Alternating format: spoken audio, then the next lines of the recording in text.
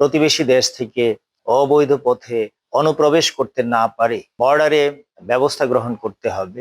সৎ লোকের শাসন প্রতিষ্ঠিত হলে ঘুষ লেনদেন এগুলি বন্ধ হয়ে যাবে। যুবকদের কর্মসংস্থানের ব্যবস্থা করব। ঘুষ লেনদেন শুধু ব্রাহ্মণবাড়িয়ার অফিস আদালতে নয়, ঘুষের ছড়াছড়ি বাংলাদেশের সকল অফিস আদালতেই হয়েছে। বাংলাদেশ জামাত ইসলামী মনে করে সৎ লোকের শাসন প্রতিষ্ঠিত হলে ঘুষ লেনদেন এগুলি বন্ধ হয়ে যাবে।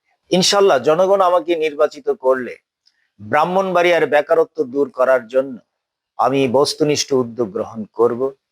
বিশেষ করে যুবকদের কর্মসংস্থানের ব্যবস্থা করব।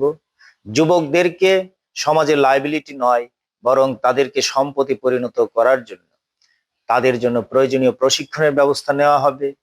পাশাপাশি ব্রাহ্মণবাড়িয়া যেহেতু একটি সমৃদ্ধ জেলা, প্রতিবেশী দেশের সাথে তার আছে স্থলবন্দর, ব্রাহ্মণবাড়িয়া থেকে আন্তদেশীয় জলবন্দর রয়েছে, 4টি বিভাগের মোহনায় ব্রাহ্মণবাড়িয়া জেলা। কাজী ব্রাহ্মণবাড়িয়াতে আমরা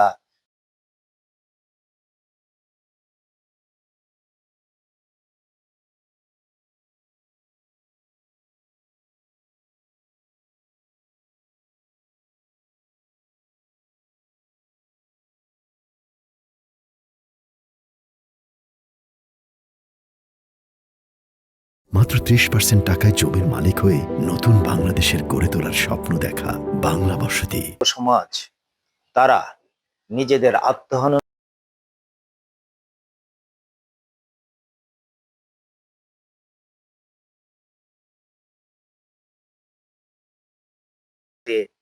অন্য কোনো প্রতিবেশী দেশ থেকে অবৈধ পথে অনুপ্রবেশ করতে না পারে সেটার জন্য বর্ডারে ব্যবস্থা গ্রহণ করতে হবে।